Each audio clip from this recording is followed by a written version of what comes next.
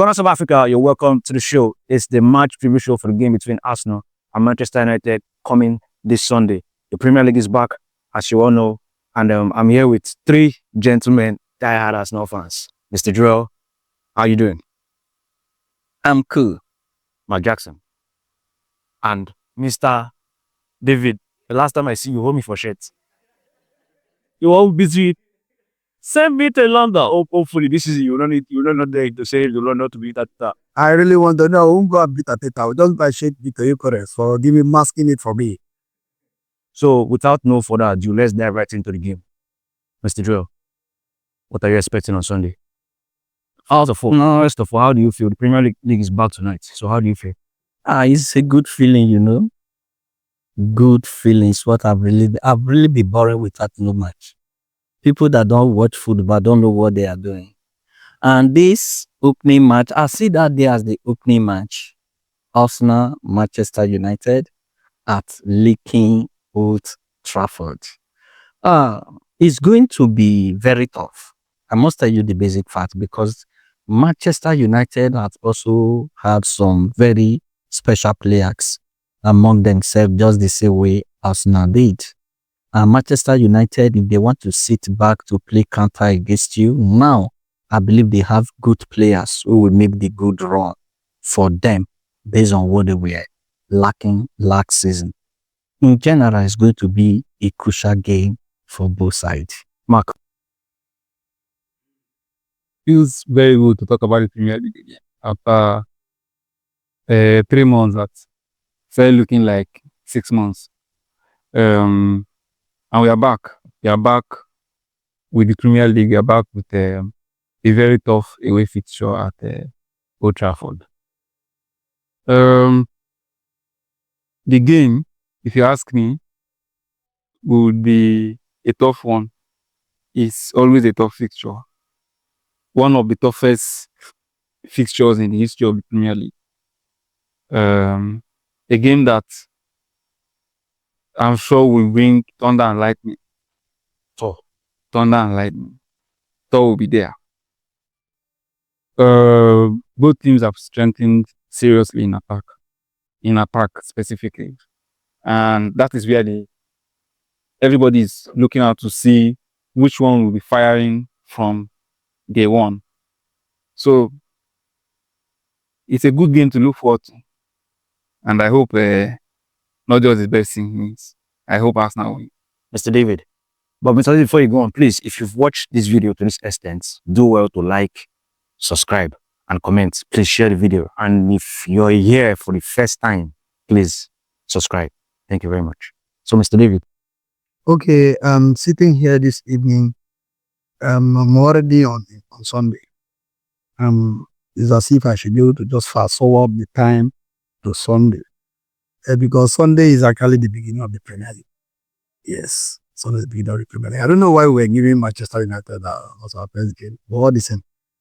The battle line has been done between two strikers in the transfer market that Arsenal, and we decided to go for one. And then Manchester United decided to also go the other way. So the game is actually between Victor Gyökeres, who will be having his Premier League debut. I believe he's going to have his Premier League debut. And then Sesko as well. That's my opinion. Then my wish is the both players should have their Premier League debut on Sunday, so that we can see which of these two, if we actually made the wisest choice, or not. But be that as it may, I really can't wait. In fact, I anticipate the mask. I can't wait to see. And I believe on Sunday it will happen at Old Trafford. We have turned that it's no longer theater of dreams. I know they are doing everything possible to build it, to maintain that name, theater of dream. But believe you me, on Sunday at Old Trafford, that there will be mask. There must be that mass celebration. I'm waiting for it. And we are going with nothing less than 3 points. Being optimistic as an Arsenal fan, 3 points is nothing. Instead, it will remain there.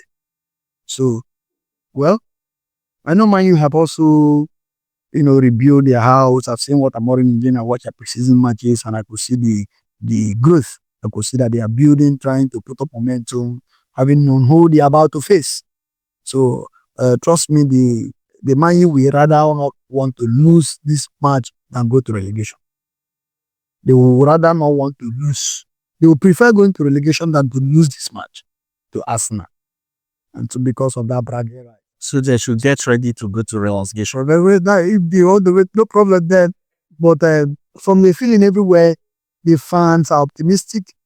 The club, everybody, the players have seen some of them make drains, some tantrums, and the rest of them. But I know those are also media hypes as well. So hopefully on Sunday, let's see how it goes. So let's talk about the tactical approach to the game.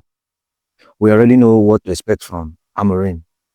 And I think Manchester United fans already know what to expect from Mikel Arteta. So talking from what you've seen this preseason, what tactical approach do you think both managers will come with to this game? Very good question. Tactically, we already know what Manchester United is bringing to Arsenal, especially Ruben Amorim. And he's not happy that he has not defeated Arsenal since he came into Premier League. I believe they've only met once, isn't it? One in the FA Cup. One in the FA Cup. So they know that was a draw game. It was 5-5 penalty. I'm talking about the 90 minutes game. So now what I'm trying to say here is the tacticality of this game is going to be on our side. I bet you Manchester United may not likely come all out, because if they do, they don't have what it takes to really outplay Arsenal, especially in the midfield. Arsenal have much depth in the midfield to gain the ball possession against Manchester United. And Ruben Amorim is not the dispossessing type of coach. Doesn't play possessive. Doesn't play possession football. Or what he just know, sit back, when you get the ball, you counter. Of which I believe he have one or two additions that can make the run for them. So what I expect Mikel Arteta to do, I would just expect him to choke the midfield. I will expect 4-4-2 formation. Just give me 4-4-2 formation. A player where you were in the midfield, the back line we already know it. I will even prefer Calafiori now. Skelly. Than Skelly, because more of defensive minded. Since we are playing the side that sit and run, so we don't need much overlapping down to that wall and the midfield. So we need a player who can relax, so they will be able to checkmate them on time when that long ball comes in. Then the midfield. The midfield, what I wanted to give you on the midfield, Declan Rice, Zubimendi, Norgard, and Odegaard. See those four players, you use it to control the midfield and carry Victor Gyökeres and Saka up front. If he's able to do this, I bet you there is no move they will move, because when he's doing the three midfielder will not be player. The likes of Norgard will always be sitting back. You get it? So I believe with this, if they want to dispossess the game, Manchester United have more chance to counter Arsenal that will always put the defense in jeopardy. All right. Two different coaches using two formations. The 3-4-3 formation by Ruben Amorim is not a strange formation in the Premier League. We've seen managers come into the Premier League and win the Premier League using that formation. But we're not talking about just any managers here. We're talking about tactically sound managers that even till now, after leaving the Premier League, are still regarded as very good managers. We're talking about Antonio Conte and Thomas Tuchel. Jose Mourinho used it too. Jose Mourinho used it. Jose Mourinho used it. So 3 now. And all for Chelsea. That formation requires a lot of knowledge, a lot of experience, a lot of movement with the players. And that is what Amorim is trying to implement at Manchester United. I won't say he has all the players that he needs now to make that formation work. But there is a reason why the 4-3-3 formation is regarded as a goated formation in world football. Because the best managers in world football use 4-3-3 formation. Okay. The best managers. And once you're very good at it, you can go from there. There is no tactical shift a manager that is using 4-3-4-3 can use to outclass a manager using 4-3-3 formation. If the manager using 4-3-3 formation knows what he's doing. All the years Jose Mourinho was doing what he was doing, there was a certain Pep Guardiola at Barca. And we know what he did. We know what Hansi Flick did for Bayern Munich. So going into this game, let me talk about Manchester United versus Arsenal. A top game. A very top game. With what I've seen both Manchester United using in preseason. Ahmad playing As as a wing back. yeah, right wing back. As a right wing back. Mbeumo, Playing as the forward, right? Mbeumo, Cunha, and whoever you want to put up top there. I don't expect Sesko to start this game. Okay. I expect a forward of Mbeumo, Cunha, Mason Mount.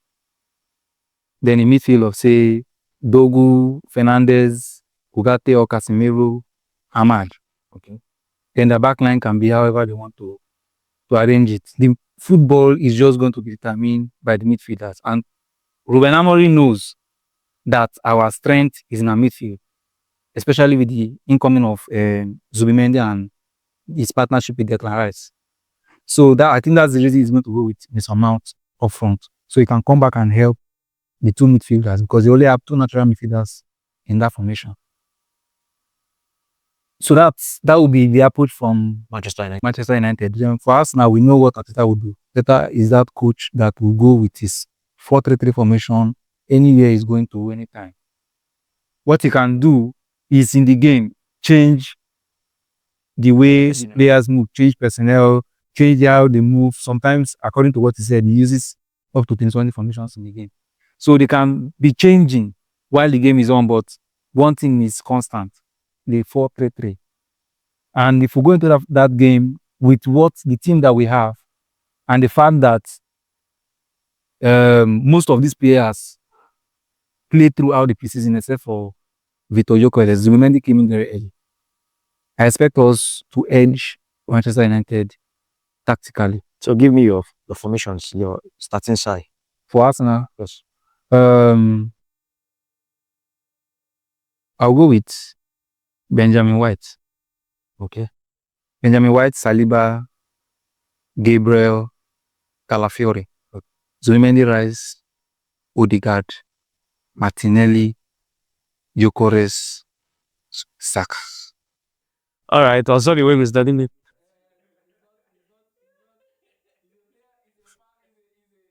No, they don't like it to prepare. There is not very particular he turns into prime Messi today. And I put him in a last 11, starting any game. If I don't use the answer, will be like this. Say, Let's go to Mr. Okay, thank you very much, Jetu.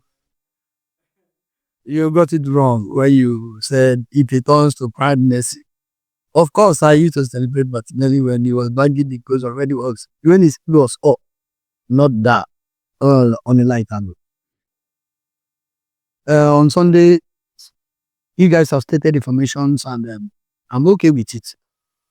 The area I want to come in is that we have a natural striker, much as Manchester United now do, in the person of Victor Gyökeres and Benjamin Sesko. Sesko came in very late.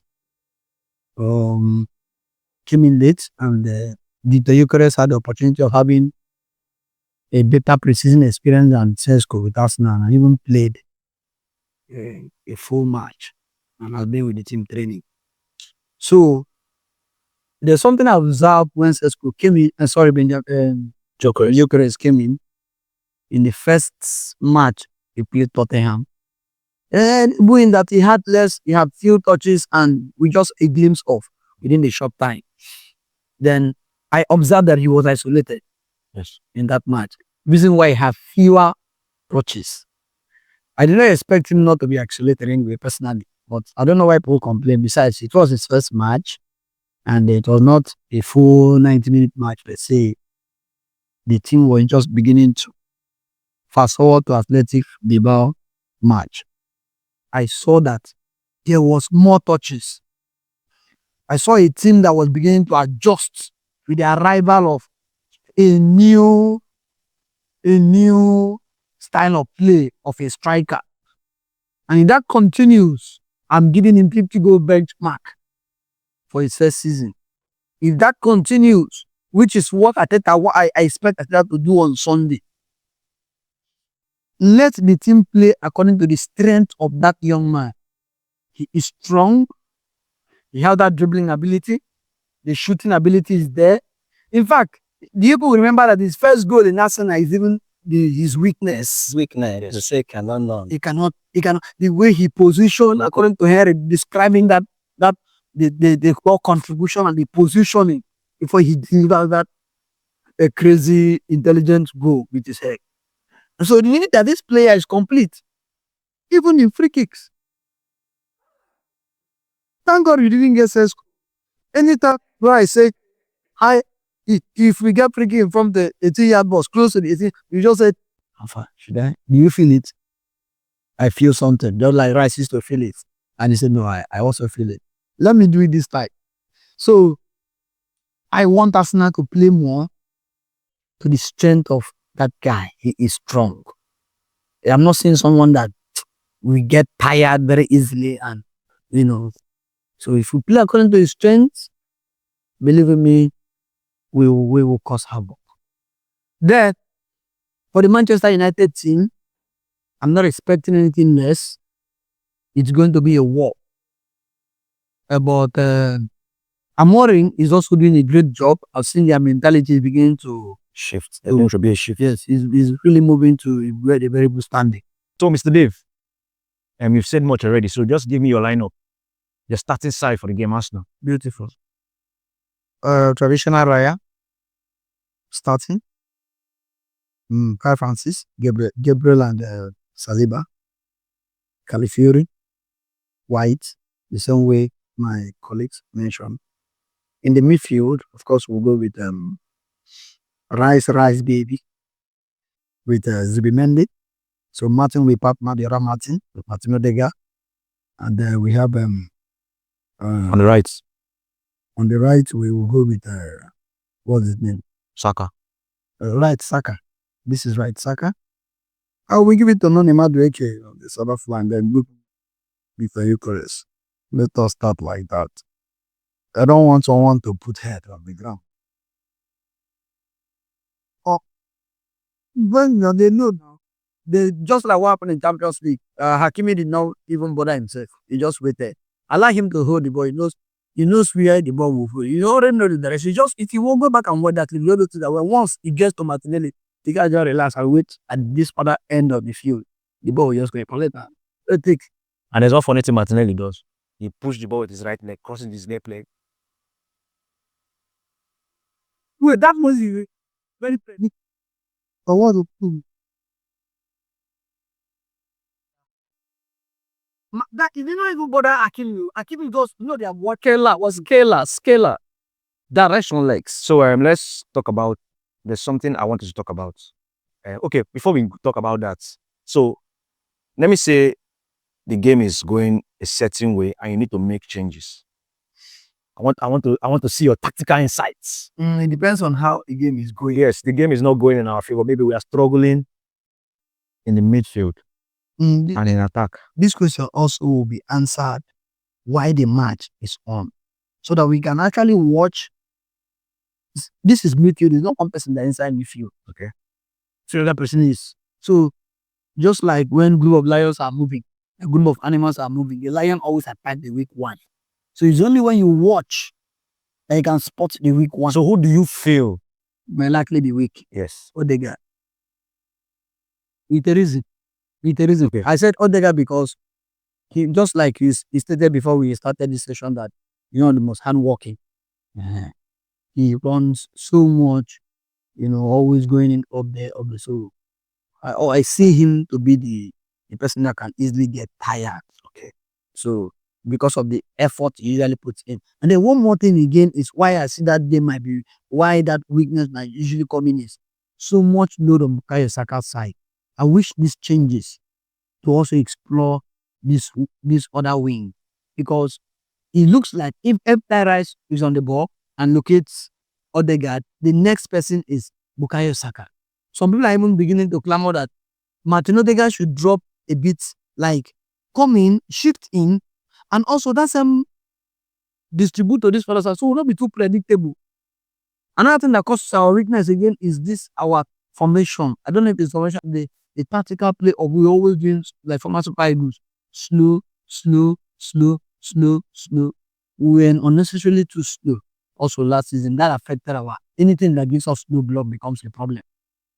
Because we were too slow, anything that put up a low block, before we get to their front, they are already taking all the time to rearrange their back. It becomes a big problem for us. But now that we have someone who is very agile, can take on the runs, and you saw how that guy is coming, immediately had improved Kai Havertz. You saw the goal against Bilbao. On a normal Kai Havertz would not score, change that and go for that goal. But you see, so it means that guy has a force. So we need to start also. Let there be flow of pass, just like what he told the guy. What do you want? He just said, Give me assist. Mark. Like you just said, if I see any player in that midfield giving us problems, it's with Martin Odegaard. Martin Odegaard for me because he is not used to playing the kind of football that we expect him to play this season. He is not.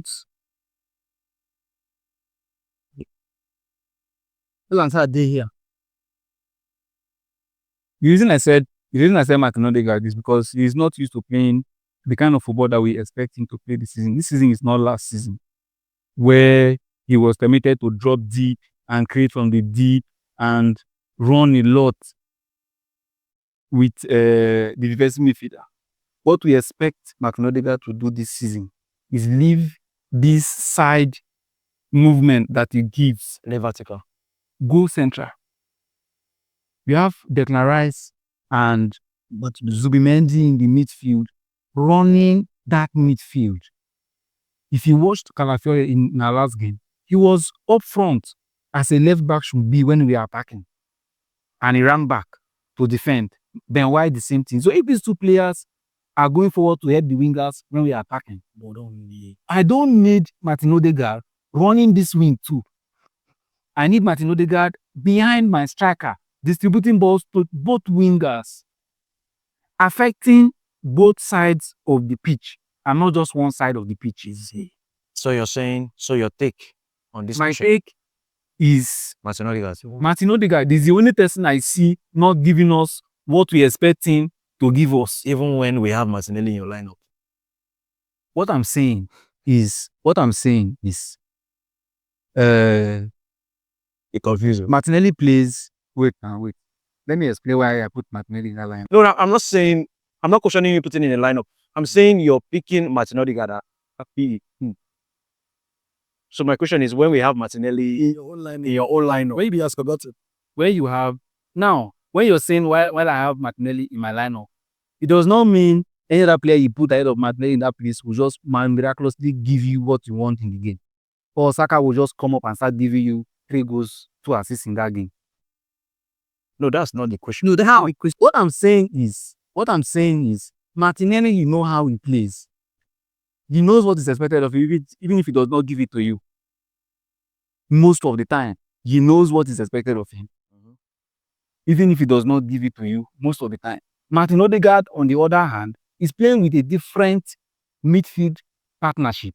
1, 2, a different type of attacker that will not drop deep and join him and be playing those 1-2. An attacker that needs him to be putting in those balls in front and not dropping deep, joining the midfielder in the game.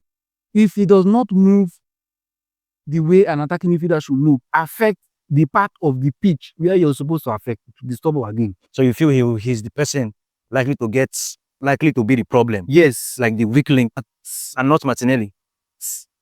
Wow. It's true. Your question was if the game did not go as planned, maybe we are not on the winning side, what change do we expect? Based on my formation, said 4-4-2, which I have my Nogard, Odegaard, Zubimendi, and Declan Rice in the midfield. If the game is not coming the way they plan at that time, that is to tell you the spread formation of changes I will expect Mikel Arteta to do at that point in time based on my formation 4-4-2. Look at who is not active in the midfield before then. Pull the person out. Then give me Noni Madueke. Guys, you're changing your formation. Yeah, yes. Give me Noni Madueke. Then we now fall back to 4-3-4-3. Then remove Calafiori and bring in Skelly. At that point in time, Skelly that still move to support the midfield. And once that happens, we already know that we are playing more of three-man war defense because at that point in time, we need a goal. We need more force. So, Madueke, Gyökeres and Saka with Skelly pushing to the midfield, I believe that will also spread the team from that choked nature to handle the Manchester United counter impact. I believe that change will push. What about their long balls? Their long But you have Skelly inverting. Don't you think it gives? No, that is no. When you already at that state, coach should be able to understand what is weakening them. If they are playing long ball and it's affecting them, it's to caution the defense at that point in time, not to overlap, especially because I would prefer Timber ahead of White. Are you getting me? Especially between Timber, Saliba, and Gabriel. Why would the long ball affect them where they are playing high line? But if the defense line are sitting back, the long ball will not affect them. Long ball affects a team that always play well high line. But looking at the way we play, and you just mentioned it, if you're playing Skelly in that game, he would definitely invert. Definitely. And United will sit back, meaning you said White, right? You said Timber. Yes. Timber will definitely go forward. That is what I'm saying. Now is the conditioning of the coach now. If coach pegs Skelly not to invert, he won't. You get what I'm telling you? He's the manager. They played according to instruction. If coach tells Timber, I don't want you to work, invert. This inversion is affecting us and is giving us tough time to recover their long ball. They will sing back. You understand what I'm telling you? Because what if you watch Tottenham game and this Villarreal game? It was the long ball. We romance. What they get, they put us on counter. And we are our defender on high lines. And so when you have a sharp winger, for them to recover the ball becomes something difficult. But when the defense sits low, the long ball will just be useless. You get it? Because your question is when the game is against us. Definitely you sit, you restructure yourself and balance yourself. You stretch the game for them to play. You bring the game to them at that point in time. Don't tell your defense to sit, not to overlap. You get it? So that is my point in there. We all know we all have invited defenders and all. For me, I think the most important players in this game are the fullbacks. Yes. They are the most important players in this particular game. It's the midfield. Either the Calafiori and the Timber or the Skelly and the White. That's what I feel. Because I feel like Manchester United do everything with Bruno, with his long balls. Yeah. So either Cunha or Ahmad or Mbeumo. And all of this will have speed. Yes, they are. That is the reason I said Calafiori should start that position. So let us have player that doesn't overlap that much. That's why I say Arsenal should choke 4-4 to choke the midfield. If they choke the midfield, If Swedborg gets to this young man, if we have the opportunity to settle that calculation and throw long Remember ball. what happened during Wenger's time when City kept beating Arsenal. Arsenal went to Etihad Stadium as underdog. Nasri was still in Arsenal. Wenger played 3-5-2 formation. Took the midfield with 5 players. And we went there and defeated them 3-0. That is it. Took the midfield. Like they didn't see it coming. Wenger, he does not play such. He went there, we were surprised. And he's playing 5 players in the midfield. We went there, collected ball position, defeated City 3-0. Since then, I'm not snatching up. But it does something of such a great. So let us know your match predictions in the comment section. Whether you think it's going Manchester United way or you think it's going Arsenal way. Let us know your comments, your match prediction in the comment section. Mr. Joe.